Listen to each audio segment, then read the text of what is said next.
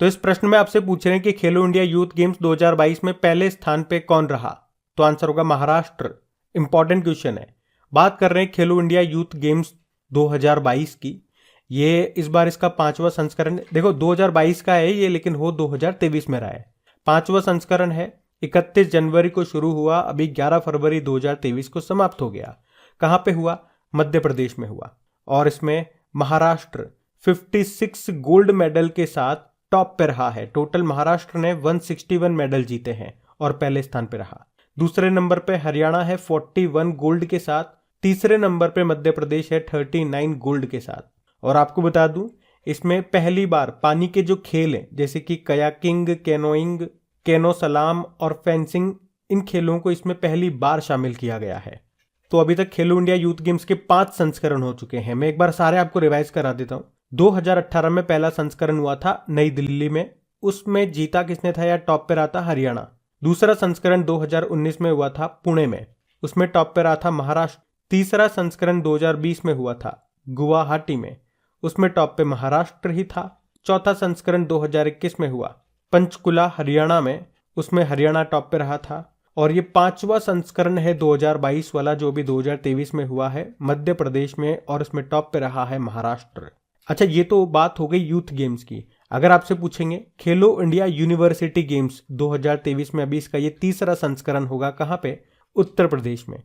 चलिए फिर बताइए, हाल में किसने हैदराबाद ई प्रिक्स का खिताब जीत लिया है? तो आंसर होगा जीन एरिक वर्गेन ने। तो वर्ष 2022-23 के फॉर्मूला ई सीजन का चौथा संस्करण हैदराबाद में आयोजित किया गया। और ये पहली बार है जब कोई फॉर्मूला ई रेस का आयोजन भारत में हुआ है। और ये जो हैदराबाद में ई प्रिक्स रेस हुई है, ये हुसैन सागर झील के तट पर आयोजित की गई। और इसमें पहले स्थान पर रहे डीएस पेंस्के ऑटोमोबाइल के जीन एरिक वर्गेन। चलिए फिर बताइए, दुनिया के सबसे तेज 450 टेस्ट विकेट लेने वाले दूसरे क्रिकेटर कौन बन गए? तो आंसर होगा रविचंद्रन अश्विन। तो भारतीय ऑफ स्पिनर रविचंद्रन अश्विन, इन्होंने अपने टेस्ट करियर में सबसे तेज 450 विकेट पूरे कर लिए हैं।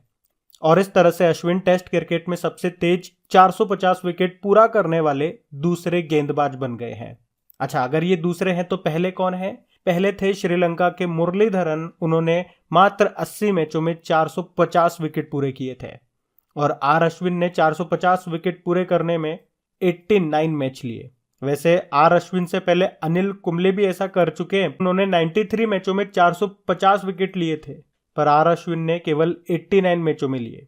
इसलिए हमने कहा कि सबसे तेज 450 टेस्ट विकेट लेने वाले दूसरे क्रिकेटर बन गए कौन? रविचंद्रन अश्विन। बात समझ में आई?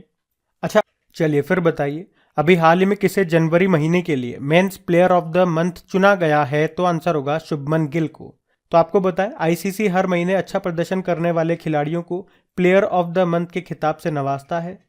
और अभी जनवरी महीने के लिए men's player of the month के लिए चुना है शुभमन गिल को। महिलाओं में बात करेंगे तो इंग्लैंड के अंडर 19 कप्तान है ग्रेस स्क्रिवेंस, उनको चुना गया है। तो एक महिला हो गए, एक पुरुष हो गए। हर महीने में 2 नाम आपको याद रखने होते हैं, महिला का और पुरुष का। बाकी आईसीसी की बात करें तो स्थापना होती है 1909 में, हेडक्वार्टर दुबई में है। सीईओ जॉफ एलार्डिस हैं और अध्यक्ष हैं ग्रेग बार्कले। चलिए फिर बताइए, अभी फरवरी 2023 में किसने रिकॉर्ड 5वीं बार क्लब विश्व कप खिताब जीता है? तो आंसर होगा रियल मैड्रिड ने। तो फीफा क्लब वर्ल्ड कप 2023 की बात कर रहे हैं, यह भी मोरक्को में हुआ था, इसको जीत लिया स्पेनिश फुटबॉल क्लब है रियल मैड्रिड ने। और इसमें किसे हराया या उप विजेता रहा है? सऊदी अरब का अल हिलाल फुटबॉल क्लब। रियल मैड्रिड ने 5वीं बार ये खिताब जीता है। तो इतने फैक्ट्स तो आपको यहां से याद रखने ही रखने हैं।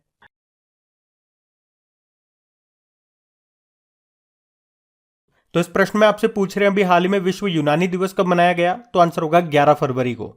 तो यूनानी दवाओं के माध्यम से स्वास्थ्य देखभाल के बारे में जन जागरूकता फैलाने के उद्देश्य से हर साल 11 फरवरी को ये वर्ल्ड यूनानी डे के रूप में मनाया जाता है।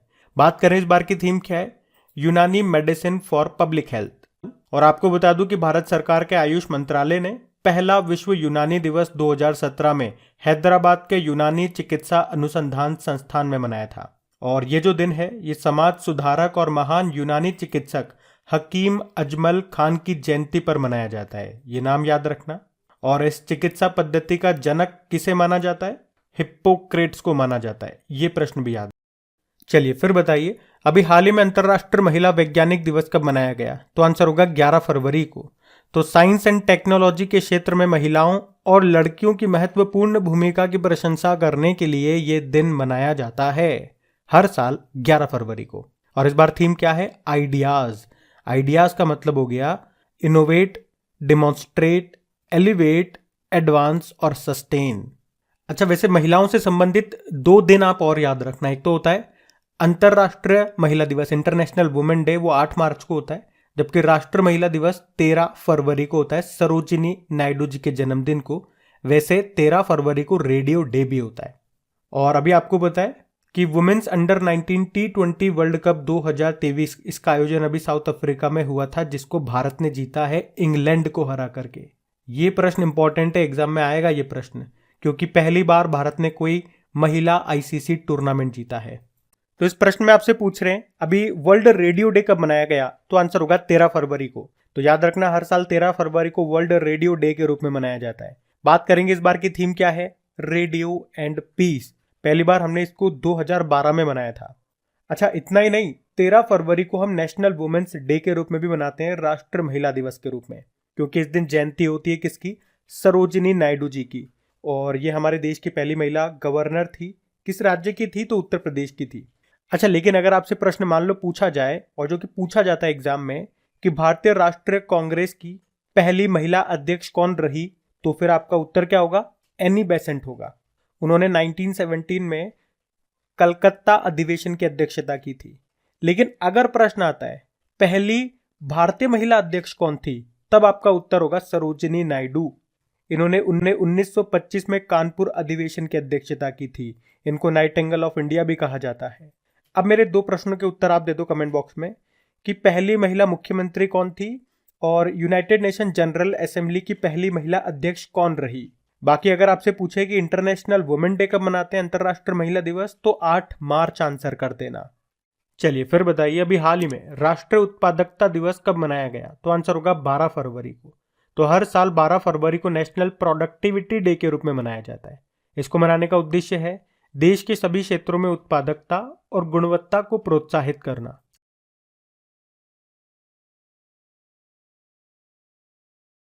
फिर बताइए, गोल्डन बुक अवार्ड्स 2023 से सम्मानित नाउ यू ब्रीथ पुस्तक के लेखक कौन है? तो आंसर होगा राखी कपूर। तो लेखक हैं ये राखी कपूर। इन्होंने ये बुक लिखी है जिसका नाम है नाउ यू ब्रीथ, और अभी इसी बुक को 2030 का गोल्डन बुक अवार्ड मिला है। ये गोल्डन बुक अवार्ड एशिया के प्रतिष्ठित पुरस्कारों में से एक है। अच्छा, डॉक्टर पेगी मोहन का नाम आपने सुना होगा, मातृभूमि बुक ऑफ द ईयर का पुरस्कार मिला था। और रिकी केज की बात करें, तीसरी बार ग्रेमी पुरस्कार मिला था इनको। और इस तरह से 3 बार ग्रेमी पुरस्कार पाने वाले ये पहले भारतीय बने, या यूं कह दूं कि ग्रेमी अवार्ड पाने वाले ये चौथे भारतीय संगीतकार हैं। और गीतांजलि श्री तो इंपॉर्टेंट नाम है। अभी 2022 में इंटरनेशनल बुकर प्राइज इनको मिला था इनकी नॉवेल रेत की समाधि के लिए, और इसका इंग्लिश में ट्रांसलेशन किया था डेजी रॉकवेल ने, और बुक का नाम क्या हो गया? टॉम्ब ऑफ सैंड हो गया। तो गीतांजलि श्री और डेजी रॉकवेल को मिला था 2022 का इंटरनेशनल बुकर पुरस्कार, याद रखना। बढ़ते हैं आगे। चलिए फिर बताइए, अभी आत्मा लाइफ टाइम अचीवमेंट अवार्ड किसने जीता? तो आंसर होगा KM मेनन ने। तो MRF जो टायर है, MRF जो कंपनी है, उसके CMD हैं KM मेनन। इन्होंने ये आत्मा लाइफ टाइम अचीवमेंट अवार्ड जीता है। और ये अवार्ड इनको किसने दिया? मारुति सुजुकी इंडिया के जो MD CEO हैं हिसाशी तकेयूची ने। आत्मा की फुल फॉर्म क्या हो गई? Automotive tyres manufacturers association. बाकी आप जानते हो दीपक धर बोल्ट्समैन पुरस्कार जीता था। बद्री नारायण का नाम आपने सुना होगा, हिंदी का अभी साहित्य अकादमी पुरस्कार जीता था इन्होंने इनके उपन्यास तुमड़ी के शब्द के लिए। और अंग्रेजी का जीता है अनुराधा रॉय ने इनके उपन्यास all the leaves we never lived के लिए। और अदार पूनावाला की बात करें, serum institute of India Pune के ये CEO हैं। अभी डॉक्टर पतंग राव कदम पुरस्कार इन्होंने जीता था, ध्यान रखना ये नाम भी। बढ़ते आगे। चलिए फिर बताइए, अभी हाल ही में किसे यूनेस्को शांति पुरस्कार से सम्मानित किया गया? तो आंसर होगा एंजेला मर्केल को। वैसे ये क्वेश्चन हम पहले पढ़ चुके हैं, लेकिन हमने जब घोषणा हुई थी तब पढ़ा था, लेकिन अभी इनको सम्मानित किया जा चुका है, इसलिए फिर से पढ़ रहे हैं क्योंकि न्यूज में है। तो जर्मनी की पूर्व चांसलर रही एंजेला मर्केल, इनको देश और यूरोपीय भागीदारों के प्रतिरोध के बावजूद जर्मनी में 12 लाख से अधिक प्रवासियों का स्वागत करने के उनके फैसले के लिए यूनेस्को शांति पुरस्कार से भी सम्मानित किया गया। एंजेला मर्केल, आपको बता दूं 2022 में इनको एक और पुरस्कार मिला था, नानसेन रिफ्यूजी अवार्ड मिला था। ये 2005 में जर्मनी की पहली महिला चांसलर बनी थी। चलो कमेंट बॉक्स में लिख के बताओ वैसे अभी वर्तमान में जर्मनी के चांसलर कौन है। बाकी 2022 के लिए यूनाइटेड नेशन एनवायरनमेंट प्रोग्राम का चैंपियंस ऑफ द अर्थ पुरस्कार किसे मिला? पूर्णिमा देवी बर्मन को। टाइम मैगजीन ने 2022 के लिए पर्सन ऑफ द ईयर चुना व्लादिमीर ज़ेलेंस्की, जो कि यूक्रेन के प्रेसिडेंट हैं। और 2022 का एकलव्य पुरस्कार मिला स्वस्ति सिंह को, ये साइक्लिस्ट हैं। देखो यूनेस्को की बात करेंगे, स्थापना होती है 1945 में। इसका फुल फॉर्म होता है united nation educational and scientific and cultural organisation. Headquarter Paris France में है और इसके डायरेक्टर जनरल ऑद्रे उजाले हैं। ध्यान रखना, ये बढ़ते आगे।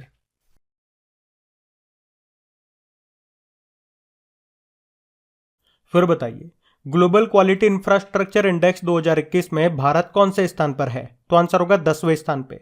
तो क्वालिटी काउंसिल ऑफ इंडिया के तहत भारत की राष्ट्रीय मान्यता प्रणाली को ग्लोबल क्वालिटी इंफ्रास्ट्रक्चर इंडेक्स 2021 में 10वें स्थान पर रखा गया है। कितने देशों में से? 184 देशों में से भारत 10वें स्थान पर है क्वालिटी इंफ्रास्ट्रक्चर के मामले में। चलिए फिर बताइए, हाल ही में जारी विमानन सुरक्षा निरीक्षण रैंकिंग में भारत कौन से स्थान पर रहा? तो आंसर होगा 55वें स्थान पे, 55।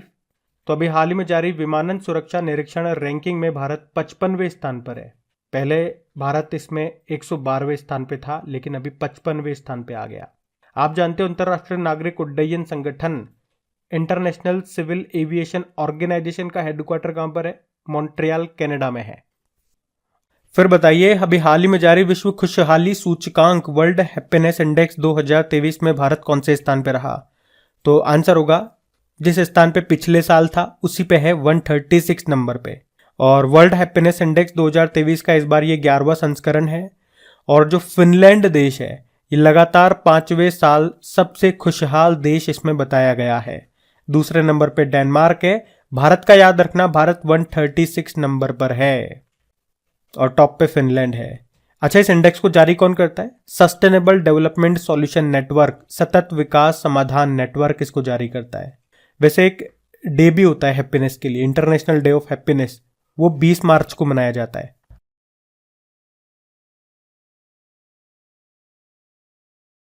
फिर बताइए, और ये भी इंपॉर्टेंट क्वेश्चन है।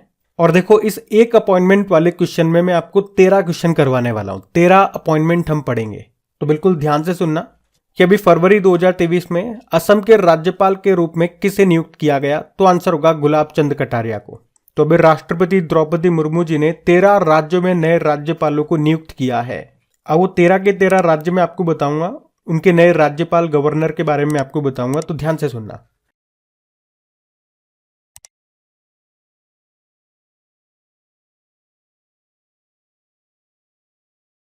फिर बताइए, अभी हाल ही में किसे बांग्लादेश के नए राष्ट्रपति के रूप में चुना गया? तो आंसर होगा मोहम्मद शहाबुद्दीन को। तो अभी बांग्लादेश के नए राष्ट्रपति के रूप में मोहम्मद शहाबुद्दीन को चुना गया है और इस तरह से वे बांग्लादेश के 22वें नंबर के राष्ट्रपति होंगे।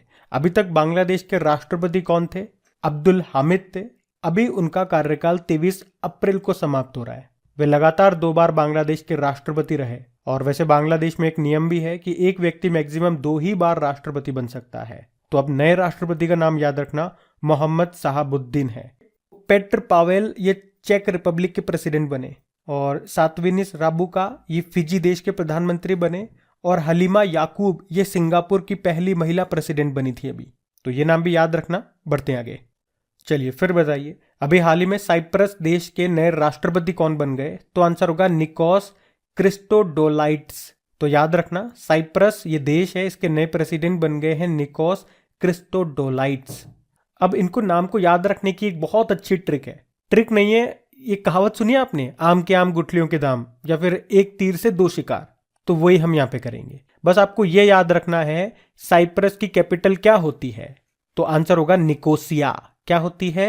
निकोसिया। तो कैपिटल से ही प्रेसिडेंट का नाम बन जाएगा, निकोस। समझ में आ गया ट्रिक क्या है? बस कैपिटल याद रख लो, प्रेसिडेंट का नाम याद आ जाएगा। निकोस बने हैं यहाँ के प्रेसिडेंट। इसकी करेंसी होती है यूरो। और देखो अभी जिस तरह से मैंने आपको नाम याद कराया, अब ये नाम आपको याद रहेगा अपॉइंटमेंट वाला। अभी हमने पढ़ा था 13 नए राज्यों के नए गवर्नर राज्यपाल बन गए हैं, और उन सभी नामों को याद करने का एक ट्रिकी वीडियो मैंने बना दिया। मैंने आपको बोला था 5 मिनट में सारे नाम मैं आपको याद करवा दूंगा, तो वो छोटा सा वीडियो है, बड़ा आपको इसलिए लगेगा क्योंकि उसमें मैंने टेस्ट भी इंक्लूड कर दिया। लास्ट में आप लोगों का टेस्ट लिया कि एक बार आप हाथों हाथ चेक कर लो, जो मैंने याद कराया उससे आपको फायदा हुआ नहीं हुआ, आपको नाम याद हुए कि नहीं हुए। तो वो वीडियो आप जरूर देखना, क्योंकि वहां से डेफिनेटली आपके एग्जाम में प्रश्न आएगा। 13 राज्यों के राज्यपाल बदले गए भाई। बाकी ऑप्शन में अगर आप देखो तो अब्दुल फतेह अल सीसी, ये अभी इजिप्ट के प्रेसिडेंट हैं। और इनका नाम मैं आपको क्यों बता रहा हूं, क्योंकि अभी ये 74वें गणतंत्र दिवस पर हमारे चीफ गेस्ट है। और इसी तरह से 2 नाम मैं अब आपसे पूछ रहा हूं। सिंगापुर के चीफ जस्टिस, ये भी अभी भारत आए हुए थे, इनका नाम बताओ। और यूनाइटेड नेशन जनरल असेंबली के अध्यक्ष कौन है वर्तमान में, जो अभी भारत आए थे, उनका नाम आप बताओ कमेंट बॉक्स में। बाकी अभी न्यूजीलैंड के प्रधानमंत्री बन गए नए, क्रिस हिपकिंस नाम है। म्यांमार के प्रधानमंत्री बने थे मेटे फ्रेडरिक्सन, ये नाम भी याद रखना, बढ़ते आगे।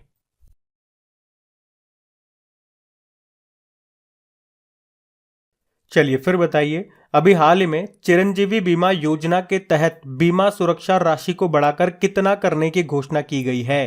तो आंसर होगा 25 लाख रुपए। और 25 लाख से आपको याद आया, जो मेजर ध्यानचंद पुरस्कार है उसमें पुरस्कार राशि को 7.5 लाख रुपए से बढ़ा के कितना कर दिया गया, उसे भी 25 लाख रुपए कर दिया गया था। अब दूसरा प्रश्न आपके माइंड में आएगा, ये चिरंजीवी बीमा योजना ये किस राज्य की है? तो आंसर होगा राजस्थान की। अभी राजस्थान के मुख्यमंत्री साहब ने, अशोक गहलोत जी ने राजस्थान का बजट पेश किया, और राजस्थान में हमने कई बार पढ़ा है चिरंजीवी स्वास्थ्य बीमा योजना, याद रखना ये राजस्थान की है। तो अब राजस्थान सरकार ने इस योजना के तहत 25 लाख रुपए तक का मेडिक्लेम उपलब्ध कराने की घोषणा की है। पहले कितना मिलता था? 10 लाख रुपए, बढ़ा के 25 लाख रुपए कर दिया। और ये चिरंजीवी योजना कब शुरू हुई थी? 2021 में शुरू हुई थी। अच्छा, राजस्थान के बजट से कुछ इंपॉर्टेंट पॉइंट्स, तो एक तो ये पॉइंट हो गया चिरंजीवी वाला। इसके अलावा इंदिरा गांधी शहरी रोजगार गारंटी योजना में पहले 100 दिन थे, अब उसे बढ़ाकर 125 दिन कर दिए गए। उसके अलावा 500 करोड़ रुपए से युवा कल्याण कोष का निर्माण किया गया, और किसानों के लिए 2000 यूनिट तक बिजली फ्री कर दी गई, जबकि आम जनता के लिए यानी कि घरों में 100 यूनिट फ्री कर दिए गए। उसके अलावा कोविड-19 में जो बच्चे अनाथ हुए उन्हें सरकारी नौकरी उपलब्ध कराई जाएगी, ये भी घोषणा की गई। और राजस्थान में अभी कोई परीक्षा होगी, कोई भर्ती परीक्षा होगी, तो उसके लिए आप फॉर्म भरते हो तो उसकी रजिस्ट्रेशन फीस नहीं लगेगी, फ्री होगा। पर किसी भर्ती परीक्षा की तो घोषणा ही नहीं की गई। ये तो वही बात हो गई, जैसे मैं आपको कहता हूं कि मैं आपको अपनी गाड़ी में घुमाऊंगा फ्री में, फिर दूसरे पल में कहता हूं कि मेरे पास तो गाड़ी ही नहीं है। अच्छा, इसके अलावा रोडवेज बसों में महिलाओं को 30% से बढ़ाकर, पहले 30% छूट दी जाती थी, अब 50% छूट मिलेगी। उसके अलावा याद रखना, एक लिग्नाइट आधारित पावर प्लांट भी खुलेगा बाड़मेर में 11 का, और APJ Abdul Kalam biotechnology institute खुलेगा जयपुर में। अच्छा, बजट की बात हुई तो एक प्रश्न ये अगर आपसे पूछा जाए कि स्वतंत्र भारत का पहला बजट ये किसने पेश किया था, तो 1947 में पेश किया था आर.के. षणमुखम चेट्टी ने। और अगर पूछे गणतंत्र भारत का पहला, तो ये 1950 में पेश किया था जॉन मथाई ने। और अगर आपसे पूछे कि भारतीय बजट व्यवस्था का जनक किसे कहा जाता है, या यूं पूछ ले कि भारत का पहला बजट इन्होंने ही पेश किया था, उनका नाम है जेम्स विल्सन, 1860 में। सर्वाधिक बार बजट पेश किया है मोरारजी देसाई ने 10 बार। और अभी आपको पता है हमारी वित्त मंत्री निर्मला सीतारमण जी ने लगातार 5वीं बार बजट पेश किया, और वह पहली पूर्णकालिक महिला भी हैं जिन्होंने बजट पेश किया। अच्छा, वैसे पूछे कि देश के पहले प्रधानमंत्री कौन थे जिन्होंने प्रधानमंत्री होने के साथ बजट पेश किया था, तो जवाहरलाल नेहरू। उस समय वित्त मंत्रालय भी उनके पास था। वैसे 3 लोग हैं जिन्होंने प्रधानमंत्री रहते हुए बजट पेश किया, जवाहरलाल नेहरू हो गए, राजीव गांधी और इंदिरा गांधी। अच्छा, वैसे पहली बार संसद में पेपरलेस बजट कब पेश किया गया था? 2021 में। और अगर मैं आपसे पूछूं कि अभी प्रधानमंत्री प्रणाम योजना के बारे में हमने पढ़ा, इसकी घोषणा हुई थी, इसका संबंध किससे है? भूमि प्रदूषण को रोकने से। मिष्टी योजना का संबंध है मैंग्रोव वनस्पति को बढ़ावा देने से। और महिला सम्मान बचत पत्र योजना, ये 2 सालों के लिए, 2 वर्षों के लिए शुरू की गई है। इसमें 2 लाख रुपए की जमा सुविधा मिलेगी 7.5% ब्याज दर पे। तो ये पॉइंट्स भी याद रखना, बढ़ते आगे। फिर बताइए, हाल ही में इसरो ने अपना सबसे छोटा रॉकेट लॉन्च किया है, उसका नाम क्या है? तो आंसर होगा SSLV-D2। SSLV का मतलब हो गया शॉर्ट सैटेलाइट लॉन्च व्हीकल। आपको याद हो तो इसरो ने पहले भी इसे लॉन्च किया था, पर वो लॉन्चिंग असफल हो गई थी। अब इसरो ने दूसरी बार इसको लॉन्च किया और सफलतापूर्वक इसे लॉन्च कर दिया। ये इसरो का अपना सबसे छोटा रॉकेट है जिसका नाम रखा है अभी SSLV-D2। कहां से लॉन्च किया? सतीश धवन स्पेस सेंटर, श्रीहरिकोटा, आंध्र प्रदेश से। और ये रॉकेट अंतरिक्ष में 3 सैटेलाइट्स को लेकर के गया है। एक तो इसरो का ही सैटेलाइट है अर्थ ऑब्जर्वेटरी सैटेलाइट 07, और एक चेन्नई की एक स्टार्टअप कंपनी है उसका सैटेलाइट है आजाद सेट 2, और एक अमेरिका की कंपनी है अंतारिस, उसका सैटेलाइट है जानुस 1। और आप कह सकते हो ये 2023 का पहला सफल परीक्षण है इसरो का। चलिए फिर बताइए, अभी फरवरी 2023 में एरो इंडिया उत्सव के कौन से संस्करण का आयोजन किया गया? तो आंसर होगा बंगलुरु। तो एरो इंडिया फेस्टिवल 2023 ये भी कहां पे हुआ? बंगलुरु के एयर फोर्स स्टेशन यलहंका में 13 से लेकर 17 फरवरी तक। कौन सा संस्करण है? 14वां संस्करण। और कौन इसका आयोजन करवा रहा है? DRDO। और इसे करवाने के लिए नोडल एजेंसी के रूप में हिंदुस्तान एरोनॉटिकल लिमिटेड को चुना गया है। और हिंदुस्तान एरोनॉटिकल लिमिटेड से आपको याद आएगा पहला प्रश्न, तो इसका हेडक्वार्टर कहां पर है? बंगलुरु में। और अभी इसने एशिया का सबसे बड़ा हेलीकॉप्टर कारखाना ये कहां पे खोला है? कर्नाटक के तुमकुरु में। और चाहे आप प्रचंड की बात कर लो या आप तेजस की बात कर लो, जो कि लाइट कॉम्बैट हेलीकॉप्टर है, उसका निर्माण हिंदुस्तान एरोनॉटिकल लिमिटेड ने किया है। अच्छा, अगर मैं आपसे पूछूं डिफेंस एक्सपो 2022 का आयोजन कहां पे हुआ था? गांधीनगर, गुजरात में। चलिए फिर बताइए, हाल ही में राष्ट्रीय संस्कृति महोत्सव 2023 का आयोजन कहां पे हुआ? तो आंसर होगा मुंबई में। तो राष्ट्रीय संस्कृति महोत्सव 2023 का आयोजन ये मुंबई में किया गया। इस महोत्सव का आयोजन संस्कृति मंत्रालय ने किया है। चलिए फिर बताइए, हाल ही में किस देश ने बीमारियों का पता लगाने और सुरक्षा जांच में सुधार के लिए स्निफिंग रोबोट लॉन्च किया? तो आंसर होगा इजराइल ने। तो अभी इजराइल के साइंटिस्टों ने एक सूंघने वाला रोबोट बनाया है, उसको नाम दिया है स्निफिंग रोबोट। और इस रोबोट में टिड्डे के एंटीने का इस्तेमाल हुआ है। जो टिड्डे होते हैं ना, टिड्डियां होती है, टिड्डियां, उनमें सूंघने का जबरदस्त सेंस होता है। तो इसमें टिड्डे के जो आगे एंटीने निकले होते हैं उनको यहाँ पे इस्तेमाल किया गया और 2 इलेक्ट्रोड के बीच में रखा गया, जो आसपास की गंध की प्रतिक्रिया के रूप में इस रोबोट को इलेक्ट्रिक सिग्नल भेजेंगे। और इजराइल ने कहा कि इस रोबोट की टेक्नोलॉजी के जरिए हम भविष्य में दवाओं, विस्फोटकों और फूड सेफ्टी के बारे में पता लगाने के लिए इसका यूज कर पाएंगे। अच्छा, एक प्रश्न अगर मैं आपसे पूछूं कि अभी किस IIT ने सेप्टिक टैंक को साफ करने के लिए एक रोबोट बनाया था जिसका नाम था होमोसैप? तो आंसर होगा IIT मद्रास ने। चलिए फिर बताइए, भारत संयुक्त रूप से किस देश में 12वें विश्व हिंदी सम्मेलन का आयोजन करेगा? तो आंसर होगा फिजी देश में। तो ये 12वां विश्व हिंदी सम्मेलन ये भी 15 से लेकर 17 फरवरी 2023 तक फिजी के नदी जिले में आयोजित हो रहा है। और भारत और फिजी सरकार मिलकर के इसका आयोजन कर रहे हैं। और इस बार की थीम क्या है? Hindi traditional knowledge to artificial intelligence. आपसे पूछूं 2022 में जो 11वां विश्व हिंदी सम्मेलन है उसका आयोजन कहां पे हुआ था? तो आंसर होगा मॉरिशस में। वैसे विश्व हिंदी दिवस हम कब मनाते हैं? 10 जनवरी को। और नेशनल हिंदी डे 14 सितंबर को। फिजी की बात करें तो इसकी कैपिटल होती है सुवा, करेंसी है फिजियन डॉलर। नए प्रधानमंत्री बने हैं सितविनी राबुका उनका नाम है।